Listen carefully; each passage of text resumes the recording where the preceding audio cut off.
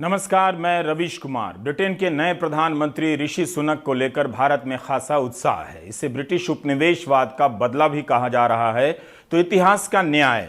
लेकिन हम जश्न किस बात का मना रहे हैं?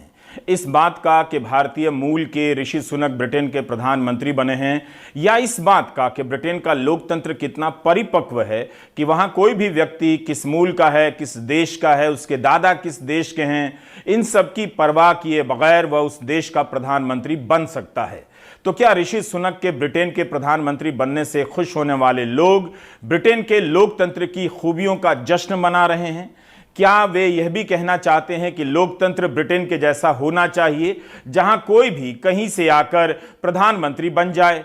क्या हम ऐसा ही जश्न भारत के लोकतंत्र को लेकर मना सकते हैं, मनाने की ख्वाहिश रखते हैं? जनसंख्या की एक समग्र नीति बने, वो सब पर समान रूप से लागू हो। खासकर उस देश में जहां आए दिन एक धर्म विशेष की आबादी के बढ़ जाने को लेकर भय पैदा किया जाता है, जनसंख्या नियंत्रण के कानून के नाम पर असुरक्षा पैदा की जाती है, गलत सलत आंकड़ों का सहारा लेकर बताया जाता है कि जल्दी ही बहुसंख्यक अल्पसंख्यक हो जाएगा और अल्पसंख्यक बहुसंख्यक, इसलिए देश और धर्म खतरे में है। बताइए, उस देश में जश्न मन रहा है कि खुद को हिंदू कहने वाले भारतीय मूल के ऋषि सुनक ईसाई बहुल ब्रिटेन के प्रधानमंत्री बन रहे हैं। तो क्या भारत की राजनीति से यह सवाल पूछा जा सकता है कि क्या ऐसी उदारता की उम्मीद भारत से की जा सकती है? बीजेपी के नेता इसे काल चक्र के घूम जाने की व्याख्या के रूप में पेश करते हैं। क्या वही नेता इसका जवाब दे सकते हैं कि उनकी पार्टी कई चुनावों में किसी मुस्लिम को टिकट तक नहीं देती है? क्या वह किसी मुसलमान को प्रधानमंत्री बनाने के विचार का समर्थन कर सकती है? वह तो विधायक और सांसद बनाने के नाम पर पीछे हट जाती है। कांग्रेस नेता शशि थरूर ने अपने ट्वीट में पूछा है कि क्या भारत में ऐसा हो सकता है कि विदेशी मूल का कोई व्यक्ति प्रधानमंत्री बन जाए? उनका इशारा साफ है कि 2004 में सोनिया गांधी का नाम लेकर विदेशी विधवा और विदेशी मूल की महिला कहकर कितना विरोध किया गया कि उन्हें प्रधानमंत्री नहीं बनने देंगे और सर मुड़वा लेंगे। मेरा मन जिस चीज को स्वीकार नहीं करता उसका क्या करूं? मैं घर में नहीं बैठ सकती ये कहकर के मेरा मन स्वीकार नहीं करता।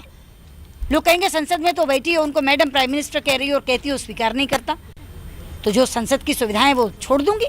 सिर्फ सुषमा स्वराज का बयान ही नहीं, उस समय के कई नेताओं के बयान इसी लाइन पर थे। सोनिया गांधी का विदेशी होना जितना महत्वपूर्ण है, उससे ज्यादा महत्वपूर्ण है उन राजनीतिक दलों का सोचना जो सोनिया गांधी को प्रधानमंत्री बनाने के लिए सपोर्ट कर रहे हैं, कि वो इस देश में जिसकी हजारों लाखों साल की अपनी परंपरा है और जहां अंग्रेजों के रूल के खिलाफ बहुत बड़ी लड़ाई हुई थी, वो राजनीतिक दल उनका सपोर्ट क्यों कर रहे हैं? वो मेरे लिए ज्यादा बड़ी चीज है। तब वह देश और उस देश की एक पार्टी बीजेपी कैसे जश्न मना सकती है कि भारतीय मूल के ऋषि सुनक ब्रिटेन के प्रधानमंत्री बने? कहीं ऐसा तो नहीं कि जाने अनजाने में बीजेपी के नेता टोरी पार्टी की तारीफ कर रहे हैं कि उस पार्टी के किसी नेता ने एक हिंदू के प्रधानमंत्री बनने पर सिर मुड़वाने की धमकी नहीं दी है? ब्रिटेन को कितना भरोसा है अपने सांसद और उसकी राजनीति पर? ब्रिटेन एक ईसाई बहुल देश है, वहां की संसद में ऋषि सुनक गीता पढ़कर शपथ लेते हैं। ऐसा करने वाले ब्रिटेन के पहले सांसद बनते हैं। उस देश में इसकी सराहना होती है। ऋषि खुद को हिंदू कहते हैं। उनकी पार्टी का कोई सांसद इसे लेकर असुरक्षित महसूस नहीं करता है। उन्हें इस पद पर पहुंचने से रोकने के लिए कोई नए किस्म का नागरिकता कानून लाने की बात नहीं कर रहा है कि जो प्रवासी होगा वो होटल तो खोल सकेगा मगर देश का सर्वोच्च पद हासिल नहीं कर सकेगा। ब्रिटेन में भारतीय मूल बनाम ब्रिटिश मूल का झगड़ा नहीं है, मगर भारत में भारतीय मूल का जश्न मनाया जा रहा है। हम जितना ज्यादा ऋषि सुनक के भारतीय होने पर जोर देंगे, उतना ही ज्यादा भारत की राजनीति के दोहरेपन से पर्दा उठाते जाएंगे। एक सीमा तक ही हम इसकी खुशी मना सकते हैं। ऋषि सुनक ने कोई विश्व विजय अभियान के तहत यह पद हासिल नहीं किया है। देश दोनों ही हैं, ब्रिटेन भी और भारत भी। आज ब्रिटेन के अखबारों में उनके हिंदू होने, भारतीय मूल के होने का जिक्र है, मगर कहीं भी इस बात का शोर नहीं है कि जब ब्रिटेन आर्थिक तबाही से गुजर रहा है, युद्ध की आशंका से घिरा हुआ है, तब ऐसा व्यक्ति क्यों प्रधानमंत्री बन गया जो ब्रिटिश मूल का नहीं है? इससे ब्रिटेन की सुरक्षा खतरे में पड़ जाएगी। आखिर कितने देश ऋषि सुनक की पृष्ठभूमि का हिस्सा ले सकते हैं, उसका श्रेय ले रहे हैं। यह पाकिस्तान का जियो न्यूज है। इसकी हेडलाइन है कि पाकिस्तानी मूल का हिंदू ब्रिटेन का प्रधानमंत्री बनने जा रहा है। लिखता है कि ऋषि सुनक के दादा दादी पाकिस्तान के पंजाब प्रांत के शहर गुजरावाला की पैदाइश थे। 1935 में उनके दादा रामदास सुनक गुजरावाला छोड़ नैरोबी चले गए। उनकी पत्नी सुहाग रानी सुनक गुजरावाला से दिल्ली आ गई और फिर 1937 में अपनी सास के साथ कीनिया चली गई। रामदास के बेटे यशवीर 60 के दशक में ब्रिटेन आ गए। पाकिस्तान का एक और अखबार डॉन की हेडलाइन है जो जियो न्यूज से अलग है। डॉन लिखता है कि 1960 में ऋषि के दादा दादी अफ्रीका से ब्रिटेन आ गए। दूसरे विश्व युद्ध के बाद ब्रिटेन के पुनर्निर्माण में हिस्सा लेने के लिए बहुत सारे लोग ब्रिटेन के उपनिवेशों से ब्रिटेन आ गए। भारत की प्रमुख समाचार एजेंसी पीटीआई की हेडलाइन है कि सुनक पहले गैर व्हाइट प्रधानमंत्री बन रहे हैं। उनके प्रधानमंत्री बनने पर भारत और पाकिस्तान दोनों को गर्व है। पीटीआई ने लिखा है कि ब्रिटेन के नए प्रधानमंत्री भारतीय भी हैं और पाकिस्तानी भी। भारत के अखबार द टेलीग्राफ ने लिखा है कि सुनक की वंशावली पर भारत और पाकिस्तान दोनों ही दावा कर रहे हैं। पाकिस्तान का अखबार हिंदू प्रधानमंत्री पर जोर दे रहा है, तो सवाल उससे भी है कि उसके अपने देश में कोई हिंदू प्रधानमंत्री क्यों नहीं बन सका। आज उसे भी सुनक के हिंदू होने का श्रेय लेना पड़ रहा है। इन दोनों देशों ने हिंदू मुस्लिम डिबेट में कितना वक्त पानी की तरफ बहा दिया। ऋषि सुनक की पहचान के साथ भारत के विभाजन का दुखद अतीत जुड़ा हुआ है। उनके दादा दादी गुजरावाला शहर से थे और 1947 के विभाजन से 12 साल पहले उस भारत को छोड़ गए जो तब नहीं बटा था। कितनी अच्छी बात है कि उनके मूल को भारतीय बताने के लिए पाकिस्तान के उस शहर को भारतीय के रूप में देखा जा रहा है, भारत का हिस्सा बताया जा रहा है। आज गुजरावाला पाकिस्तान के पंजाब प्रांत में है। जाहिर है वहां भी जश्न मन रहा होगा और इसी के साथ एक टीस भी उठती होगी, अगर उठती होगी तो। लेकिन विभाजन के बाद हजारों लोग गुजरावाला शहर से भारत आने वाले जरूर किसी और एहसास के साथ इस घटना को देख रहे होंगे। दिवंगत पत्रकार विनोद दुआ भी इसी इलाके से आते थे। ऋषि सुनक पर पाकिस्तान से लेकर भारत के अलावा कीनिया भी दावा कर रहा है। अब आप इस ट्वीट को देखिए, कीनिया के उद्योग मंत्री का है। लिखते हैं कि सुनक भारतीय मूल के हैं, कीनिया के विरासत का हिस्सा हैं, ब्रिटेन के प्रधानमंत्री बनने जा रहे हैं। मातृभूमि से आपको बधाई भेजी जा रही है। कीनिया मानता है कि सुनक की मातृभूमि कीनिया है, भारत उनकी मातृभूमि भारत मानता है। ऋषि की शादी भारतीय परिवार से हुई और बेंगलुरु शहर में हुई। उनके पास अमेरिका का ग्रीन कार्ड था जिसके जरिए वे वहां के स्थायी निवासी बन गए थे। ब्रिटेन में पैदा होकर भी अमेरिका में बसने का ग्रीन कार्ड लेते हैं। तो ऋषि भूगोल और देश को किस तरह से देखते होंगे, इसकी कल्पना कुछ आप कर सकते हैं। इसलिए ऋषि सुनक को उनके कुल खानदान और वंशावली से देखना एक सीमा तक ही ठीक है। इससे हम बहुत कुछ नहीं जान पाते हैं। जानने के लिए समझना होगा कि ब्रिटेन के साउथम्पटन शहर में पैदा हुए ऋषि अमेरिका का ग्रीन कार्ड क्यों लेते हैं और राजनीति में आने के बाद भी बहुत साल तक नहीं बताते कि उनके पास ये कार्ड है। 6 साल से सांसद रहे तब भी ग्रीन कार्ड सरेंडर नहीं किया और 19 महीने तक वित्त मंत्री रहे तब भी नहीं। जब अप्रैल महीने में इस साल विवाद उठा तब जाकर सफाई आई कि वित्त मंत्री के रूप में जब पहली बार अमेरिका गए तब इसके सरेंडर करने के बारे में पूछा, नियमों के बारे में पता किया और सरेंडर कर दिया। कमाल है। आरोप लगा कि ग्रीन कार्ड इसलिए रख रहे हैं ताकि इससे ब्रिटेन में टैक्स की छूट हासिल कर सकें। यह गेम समझिए। ऋषि की पत्नी अक्षता के बारे में गार्डियन अखबार में खबर छपी है कि उन्होंने नॉन डोमिसाइल सर्टिफिकेट इसलिए रखा ताकि टैक्स बचा सकें। 20 मिलियन पाउंड टैक्स बचाएं। यह एक तरह की नैतिक टैक्स चोरी है।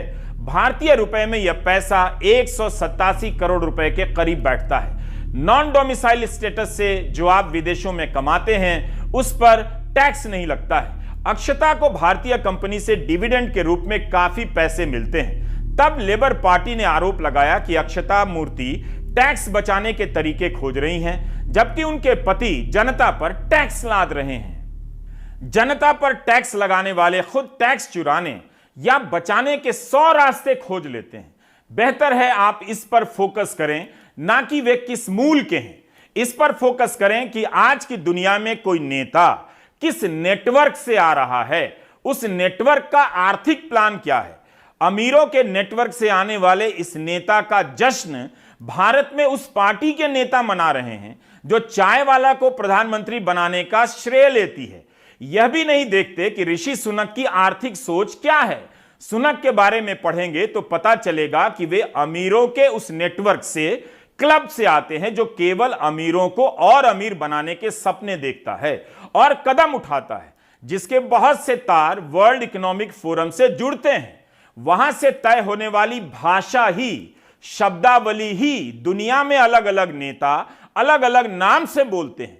सुनक अमीरों के ऐसे नेटवर्क से आते हैं जिसके सहारे किसी बड़ी यूनिवर्सिटी में पहुंचना या किसी पद पर पहुंचना कोई बड़ी बात नहीं। चैनल 4 से लेकर गार्डियन तक में सुनक के वित्तीय संस्कार के बारे में कई खबरें छपी हैं जो हिंदी मीडिया में नहीं बताई जा रही हैं। जिन स्कूलों और कॉलेज में सुनक की पढ़ाई हुई वे ब्रिटेन के सबसे महंगे प्राइवेट स्कूल और कॉलेज हैं, जिसकी फीस लाखों में होती है। जो सुपर अमीर होता है उसी के बच्चे वहां पढ़ते हैं। वैसे ब्रिटेन में ज्यादातर लोगों के बच्चे सरकारी स्कूलों में ही पढ़ते हैं। यह कॉलेज 14वीं सदी से चल रहा है, जिसकी केवल फीस ही भारतीय रुपए में 43 लाख रुपए सालाना होती है। इस स्कूल से निकलने वाले छात्रों का एक नेटवर्क होता है जिसके सहारे किसी पद पर पहुंचना कोई बड़ी बात नहीं। ब्रिटेन के एक प्रधानमंत्री और 5 वित्त मंत्री यहां के छात्र रहे हैं। ऑक्सफोर्ड से पढ़ाई पूरी कर सुनक लंदन में घर खरीद लेते हैं और अमेरिका गोल्डमैन सैक्स की नौकरी करने चले जाते हैं। फिर वहां की एक और अमीर यूनिवर्सिटी स्टैनफोर्ड से MBA की पढ़ाई करते हैं। लबालब दौलत के बीच पले बढ़े सुनक से गरीबी और आर्थिक तंगी की मार झेल रही ब्रिटेन की जनता उम्मीद करती है या उसके ऐसे फैसले से सहमी हुई है। इसका एक उदाहरण देता हूं। सुनक ने वित्त मंत्री रहते हुए कोरोना के समय दी जाने वाली राहत में कटौती कर दी। प्रति सप्ताह 20 पाउंड की कटौती कर देने से 2 लाख से अधिक लोग गरीबी रेखा से नीचे चले गए। उनकी ही पार्टी के सांसदों ने खूब आलोचना की, विरोध किया।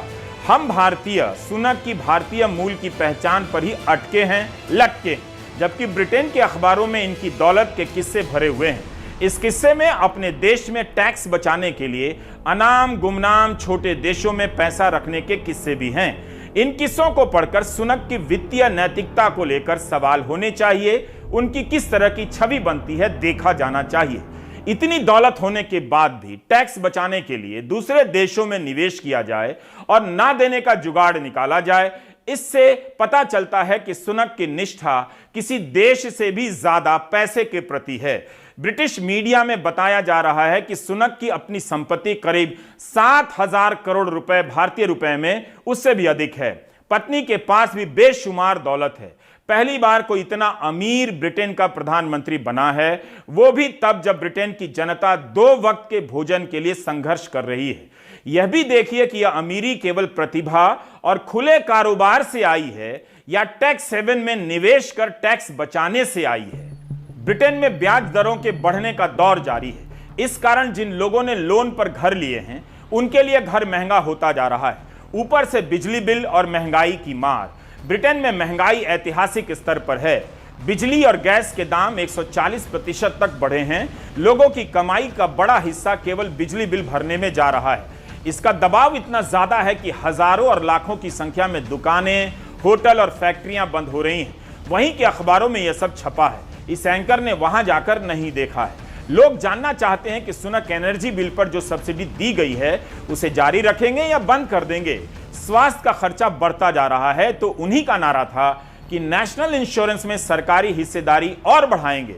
अब इस वादे से भी पीछे हट रहे हैं क्योंकि सरकार के पास पैसे नहीं है। यह भी सवाल है कि क्या सुनक कॉर्पोरेट टैक्स बढ़ाकर आम जनता को राहत देंगे या आम जनता की सामाजिक सुरक्षा कम कर देंगे और कॉर्पोरेट पर टैक्स नहीं बढ़ाएंगे। मतलब साफ है कि यह प्रधानमंत्री अमीरों का होगा या आम लोगों का। ब्रिटेन का यह वो समय है जब वहां की जनता की संपत्ति हवा होती जा रही है और एक ऐसा व्यक्ति प्रधानमंत्री बन गया जिस पर टैक्स बचाने और टैक्स चोरी के इल्जाम हैं और वह सुपर अमीर भी है। ब्रिटेन में आर्थिक असमानता बढ़ती जा रही है। वहां नीचे की 10% आबादी के पास जितनी संपत्ति है उसका 230 गुना चोटी के 1% अमीरों के पास है। इसे अलग से नोट कीजिए। क्या सुनक ब्रिटेन को इस दौर से निकाल पाएंगे? 2024 में आम चुनाव होने हैं। उनके पास 1.5-2 साल का ही वक्त है। उनकी नाव मझधार में है। अगर जनता को राहत देने के लिए खर्च करते हैं, बढ़ाते हैं सरकारी खर्च, तो पैसे के लिए अमीरों पर टैक्स बढ़ाने होंगे। अगर ऐसा किया तो उनकी कुर्सी चली जा सकती है। तब फिर महंगाई और बढ़े ब्याज दरों से जनता को कैसे राहत देंगे? इस संकट से ब्रिटेन को निकाल ले गए तो सुनक इतिहास में अमर भी हो सकते हैं। I will place economic stability and confidence at the heart of this government's agenda. This will mean difficult decisions to come. But you saw me during COVID doing everything I could to protect people and businesses with schemes like furlough. There are always limits, more so now than ever. But I promise you this, I will bring that same compassion to the challenges we face today. The government I lead will not leave the next generation, your children and grandchildren, with a debt to settle that we were too weak to pay ourselves. I will unite our country, not with words, but with action. I will work day in and day out to deliver for you. फिर उस network को भी उन्हें हराना होगा जिसके शातिराना खेल से वे इस कुर्सी पर पहुंचे हैं। मिसाल के तौर पर आप विरोधी दल लेबर पार्टी की सांसद नाडिया व्हाइटहोम के ट्वीट को देख सकते हैं।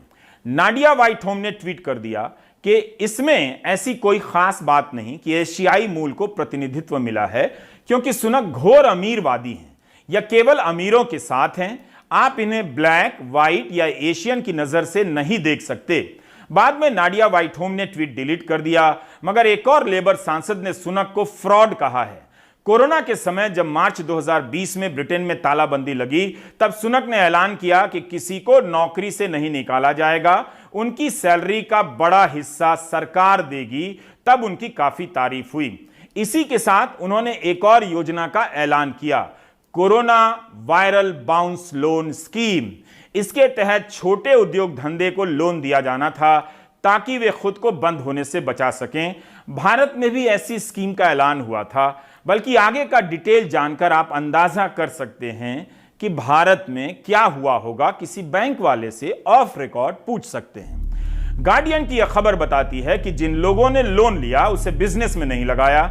ऐसे लोगों ने भी लोन लिया जिनका बिजनेस पहले से बंद हो गया था, और ऐसे लोगों ने भी लिया जो बिजनेस नहीं कर रहे थे। ब्रिटेन की सरकार ने गारंटी दे दी कि अगर लोन नहीं लौटेगा तो सरकार अपने राजकोष से पैसा देगी। बस धड़ाधड़ लोन बंटने लगे और लोन लेने वाले इस पैसे से महंगी कारें, महंगी गाड़ियां और घर खरीदने लग गए। जनता का पैसा मुफ्त की रेवड़ी की तरफ बंटने लग गया। इस स्कीम के तहत 47 अरब पाउंड का लोन बटा। मीडिया रिपोर्ट के अनुसार 27 अरब पाउंड का घोटाला हो गया। घोटाले का स्केल इतना बड़ा था कि योजना के लॉन्च होने के 1 साल के भीतर 2100 खुफिया रिपोर्ट आ गई, जिसकी जांच करने की क्षमता वहां की सरकारी एजेंसी के पास नहीं थी। राजकोष के मंत्री लॉर्ड एग्नू ने इस्तीफा दे दिया कि फ्रॉड करने वालों के साथ सख्ती नहीं बरती जा रही है। यह सब सुनक के कार्यकाल में हुआ। 27 अरब पाउंड का घोटाला। यह पैसा किसके हाथ में पहुंचा? क्या उन अमीरों के हाथ में जिनके पास ब्रिटेन की कुल संपत्ति का 43% पहले से ही था? क्या यह सब आपको बताया जा रहा है? सवाल उठ रहा है कि बिना किसी राजनीतिक अनुभव के इतने कम समय में सुनक इस पद तक कैसे पहुंच जाते हैं? 2017 में लियो वरादकर आयरलैंड के प्रधानमंत्री बने। तब उनकी उम्र 40 साल थी। उनके पिता अशोक वरादकर का जन्म मुंबई में हुआ था। मां मरियम ब्रिटेन की थीं।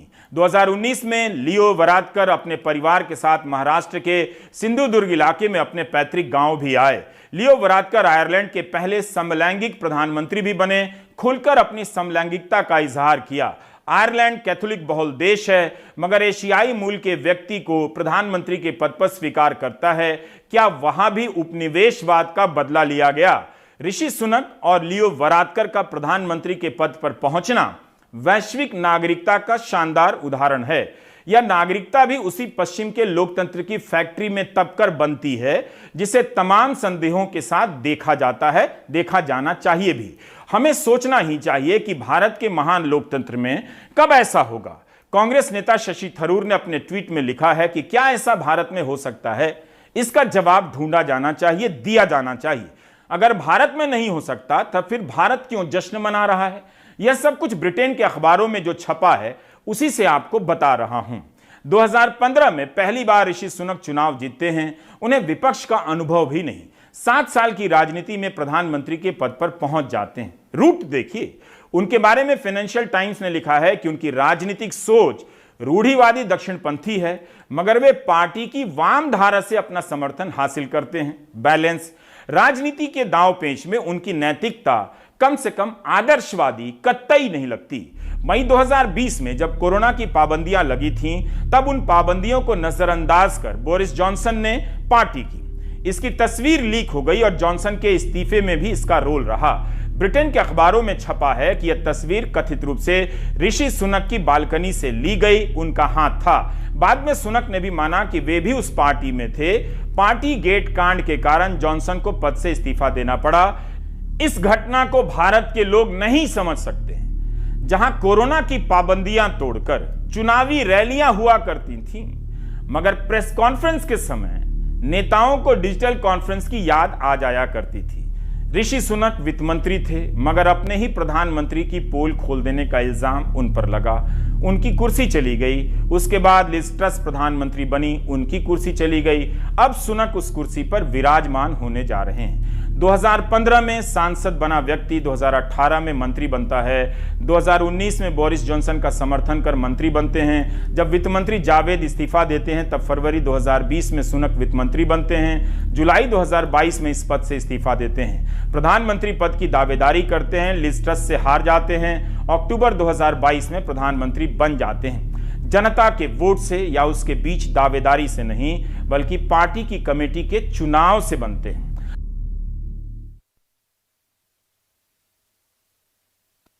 अगर आप यह मानते हैं कि केवल प्रतिभा या भारतीय मूल के होने के कारण सुनक इतने कम समय में प्रधानमंत्री के पद तक पहुंचे हैं, तब आप राजनीतिक रूप से बहुत मासूम हैं। दरअसल मूल बात यह है कि उनकी पहचान किस नस्ल के हैं, किस भूगोल से हैं, इन्हीं सब पर जोर दिया जा रहा है ताकि पहचान को लेकर वाहवाही होती रहे, ताकि इसकी आड़ में उनकी आर्थिक सोच पर किसी की नजर न जाए। क्योंकि जैसे ही आप आर्थिक क्षेत्र में प्रवेश करते हैं, मुश्किल सवालों से टकराने लग जाते हैं। ब्रिटेन की आर्थिक स्थिति इस समय बहुत खराब है। सुनक इस गिरावट को रोक पाएंगे या और बदतर बना देंगे? ब्रिटेन के अखबारों में दोनों तरह की संभावनाओं और आशंकाओं पर खूब लिखा जा रहा है।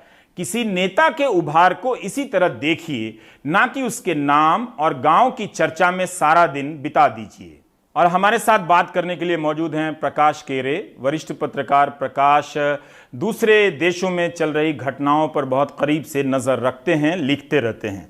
प्रकाश, कई तरह की आशंकाएं जताई जा रही हैं ऋषि सुनक को लेकर, खासकर उनकी आर्थिक सोच को लेकर। भारत में ज्यादा जोर इस बात पर है कि वे भारतीय मूल के हैं, उनका संबंध भारत के किस परिवार से है, मगर हम इसके अलावा जानना चाहते हैं कि वो आर्थिक नीतियां या वो आर्थिक सोच क्या हैं जो किसी ऋषि सुनक को नेता बनाती हैं और राजनीति में महत्वपूर्ण बना देती हैं। जी, ठीक है कि भारतीय होने के नाते हमें एक संतोष, एक खुशी होनी चाहिए, लेकिन हमें यह भी याद करना चाहिए कि यूरोप के कुछ देशों में पहले भी भारतीय मूल के प्रधानमंत्री हो चुके हैं। पुर्तगाल के प्रधानमंत्री गोवा से उनका ओरिजिन है, और आयरलैंड के में मराठी मूल के एक प्रधानमंत्री हो चुके हैं। तो ये कोई नई बात नहीं है, और हम जानते हैं कि तमाम यूरोपीय पार्लियामेंट्स में और अमेरिकी कांग्रेस में जो है इंडियन ओरिजिन के लोग हैं, डायरेक्टली इनडायरेक्टली, जो हमारे देश से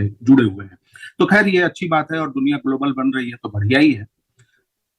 लेकिन हमें ट्रिवलाइज नहीं करना चाहिए, क्योंकि ब्रिटेन एक बड़ी अर्थव्यवस्था है और दुनिया के अर्थव्यवस्था में और जो आर्थिक तंत्र है उसमें उसकी बड़ी भूमिका है। लंदन को फिनेंशियल कैपिटल कहता है। तो तमाम ये जो पहलू हैं, तो हमें ऋषि सुनक की पॉलिटिक्स और उनकी पॉलिसीज पर फोकस ज्यादा करना चाहिए, बजाय इसके कि उनका ओरिजिन या उनका बैकग्राउंड क्या है। और चांसलर रहते हुए हमें वो बहुत कुछ इंडिकेशन दे चुके हैं कि वो कैसा सोचते हैं। पीछे जब प्रधानमंत्री पद के लिए उनकी पार्टी के भीतर जो रेस चल रही थी, उस दौरान उन्होंने अपनी बात कही है। और अब हम आगे देखेंगे जब उनका बजट प्रपोजल या जो भी पॉलिसीज आएंगी। जी, पर प्रकाश, ये क्यों कहा जा रहा है कि सुनक ब्रिटेन को अपने फैसलों से और भी बर्बादी की तरफ ले जाएंगे? इनसे ज्यादा उम्मीद नहीं की जानी चाहिए। जहां तक ये आशंका है कि ऋषि सुनक कुछ बहुत अच्छा नहीं कर पाएंगे, बहुत अच्छा करने की बात तो दूर, शायद स्थिति और खराब हो जाए, उसका कारण ये है कि जो जिस सोच से बोरिस जॉनसन आ रहे हैं, जिस सोच से ऋषि सुनक आ रहे हैं, जिस सोच से जावेद आ रहे थे, जिस सोच से लिज ट्रस आ रही थी, उनमें बहुत फर्क नहीं है। आपके कहने बोलने और कुछ माइनर एडजस्टमेंट में अंतर हो सकता है, लेकिन ये सारी जो पॉलिसीज हैं, न्यू लिबरल न्यू कंजर्वेटिव जो पॉलिसीज हैं, ये मार्गरेट थैचर के जमाने से चली आ रही है। और सारे लोगों ने, इवन जो मुख्य विपक्षी दल है लेबर पार्टी, टोनी ब्लेयर के जमाने में वो न्यू लेबर जो बना था, उसने भी उन थियरीज को माना था कि हम सोशली जो है लिबरल होंगे और इकोनॉमिकली हम जो था, और पूरी दुनिया में चला, हमारे देश में भी चला है। तो अब जब क्राइसिस एक्सट्रीम पर है कि 4 दशक में सबसे अधिक इन्फ्लेशन है, लोगों की जो कमाई है वो निचले लेवल पर है, आपको नहीं पता है कि एनर्जी का संकट, फूड का जो ये प्राइस का संकट है, ये कहाँ जाकर रुकेगा। रूस यूक्रेन का मसला सुलझता हुआ नहीं दिख रहा है। तो आपके पास कौन सा ऐसा क्या जादू की छड़ी है? एक है आप टैक्स बढ़ाएंगे। आप कैसे टैक्स बढ़ाएंगे? क्योंकि जो रिच तबका है वो आपका बैकबोन है, वो आपका सबसे बड़ा, आपकी पार्टी का डोनर है। क्या वो ज्यादा टैक्स देने की स्थिति में है, या वो देना चाहता है? अगर देना चाहता तो ये संकट ही नहीं आता, ना बोरिस जॉनसन को भी नहीं जाना पड़ता। दूसरी चीज, क्या आप टैक्स बढ़ाएंगे तो सिर्फ रिच पर बढ़ाएंगे? क्या मिडिल क्लास और लोअर क्लास को उसका असर नहीं होगा? तीसरी चीज, आप कर्ज लेने जाएंगे तो वो कर्ज का क्या हिसाब होगा, उसकी स्पेंडिंग क्या होगी? क्या आप फिर ऑस्टेरिटी में जाएंगे, आप कटौती करेंगे सरकारी खर्च में, तो और स्थिति खराब होगी जनता की। ऋषि सुनक खुद कह चुके हैं जब अपना पीछे कैंपेन चल रहा था कि हम ऐसी कॉलेज डिग्रियों को, यूनिवर्सिटी डिग्रियों की समीक्षा करेंगे जिनका कोई प्रोफेशनल वैल्यू नहीं है। तो आप सोच सकते हैं कि उनकी सोच में और उनके जो 40-45 दिन रह के प्रधानमंत्री रह के गई और जॉनसन की सोच में कोई फर्क नहीं है। एक इसमें चीज नहीं हमें भूलनी चाहिए कि ये सारे लोग जब ब्रेग्जिट कर रहे थे, यूरोपियन यूनियन से अलग हो रहे थे, और जो इन्होंने सब्ज बाग दिखाए ब्रिटेन की जनता को कि हम यूरोपियन यूनियन के चंगुल से छूट जाएंगे तो क्या हो जाएगा, क्या उसका थोड़ा सा भी कुछ हुआ? अब कहा जा रहा है कि ऋषि सुनक ने जो है कोरोना काल में जो है ऐसे कर दिया था, वैसे कर दिया था, उससे इनकी लोकप्रियता और इनकी छवि और जो घर में कुछ पैसे देने की बात थी, वो तो डोनाल्ड ट्रंप ने भी किया था, वो तो सब जगह हो रहा था, हमारे यहाँ भी खाना दिया जा रहा है। ये तो एक एक्सट्रीम क्राइसिस आएगी तो कौन सी सरकार का ये दायित्व तो नहीं बनता है कि वो बेसिक बुनियादी अनाज, थोड़े पैसे कुछ अपनी पब्लिक को मुहैया कराए? तो मुझे नहीं लगता, और मुझे क्या ब्रिटेन में, आप ब्रिटेन के कई अखबारों में आर्टिकल आ रहा है, विपक्षी दल भी बोल रहे हैं, बहुत सारे लोग बोल रहे हैं कि आपके पास, ठीक है आप बन गए, वेरी गुड, आप कुछ करिए, सिचुएशन है, लेकिन आप जनरल इलेक्शन की तैयारी करिए और आप प्लीज ऑस्टेरिटी के चक्कर में मत जाइए, नहीं तो जनता की बदहाली, बहुत संकट में मसला पूरा चला जाएगा। जी प्रकाश, आपने जिस तरह से अभी बताया कि ऋषि सुनक, उनकी ये सोच है कि यूनिवर्सिटी में जो पढ़ाया जाता है उसकी डिग्री का की क्या वैल्यू है, इसकी समीक्षा करेंगे। तो एक तरह से वे कह रहे हैं कि जिन डिग्रियों से, जैसे साहित्य मान लेते हैं, जैसे हिंदी मान लेते हैं, जैसे अंग्रेजी मान लेते हैं, जैसे दर्शन शास्त्र मान लेते हैं, इस तरह के जो विषय हैं समाज शास्त्र के, वो इन पर खर्चे बंद करेंगे। तो क्या भारत में जो लोग जश्न मना रहे हैं उन्हें इस बात का अंदाजा भी है कि एक ऐसा नेता शिखर पर पहुंच रहा है, जो पढ़ाई लिखाई के बारे में इस तरह की सोच रखता है कि प्रोफेशनल डिग्री के नाम पर सस्ते श्रम में श्रमिक बनाओ, जो 10,000 5,000 रुपए में स्किल इंडिया के नाम पर काम करें, और जो पढ़ाई लिखाई पर खर्चा हो रहा है उस खर्चे को काट कर बाकी जो अमीरों से जो टैक्स लेकर काम हो सकता था, अमीरों को राहत दी जाए। इस पर जब ये बात उन्होंने कही, तब ब्रिटेन, जहां पर पब्लिक यूनिवर्सिटीज का इतना बड़ा जाल है, बड़ी बड़ी यूनिवर्सिटियां कई 100 साल से चल रही हैं, तब किस तरह की प्रतिक्रिया हुई थी? निश्चित रूप से बहुत आलोचना हुई और इन्होंने अपनी बात को फिर से समझाने की कोशिश की। और इंटरेस्टिंग चीज ये है कि बात कहने और फिर जो प्रतिक्रिया आई और उसके बाद इन्होंने थोड़ा सा शब्दों का हेरफेर करने की कोशिश की, उसके बाद उन्होंने चुप्पी साध दी, क्योंकि वो समझ गए थे कि ये चीज बुमरैंग कर रहा है। लेकिन देखिए, बात सिर्फ ऋषि सुनक की नहीं है। अगर आपकी पूरी ट्रेनिंग, आप एक हेज फंड मैनेजर हैं, आप बिजनेस में सिर्फ ये देख रहे हैं कि यहाँ पे पैसा लगाएंगे तो मुझे इतना मुनाफा मिल सकता है, आपकी पूरी प्रोफेशनल लाइफ वैसे गुजरी हो, तो आपको इतिहास का महत्व कैसे समझ में आएगा? मैं उनको दोष नहीं देता हूं। आज के डेट में दुनिया भर के लीडरशिप में ये मानसिकता घर कर गई है कि ह्यूमैनिटीज के जो विषय हैं, जो ललित विषय कहे जाते हैं, इनसे जो है वो इनसे क्या फायदा है, इसका क्या फायदा है, इसका क्या फायदा है। हर कोई जोड़ रहा है कि आप देखिए अभी हमारे देश में, दुनिया भर में सबसे बड़ी डिबेट आज के डेट में क्या चल रही है कि मून लाइटिंग नहीं होनी चाहिए। आपके यहाँ डिबेट ये चल रही है कि 12 घंटे काम कर रहे हैं यंग लोग। आपके यहाँ बात हो रही है, जो चाइना में पीछे काफी समय से डिबेट चल रहा है कि 9 घंटे का हिसाब, 6 घंटे का हिसाब, 6 into 6 से क्या क्या।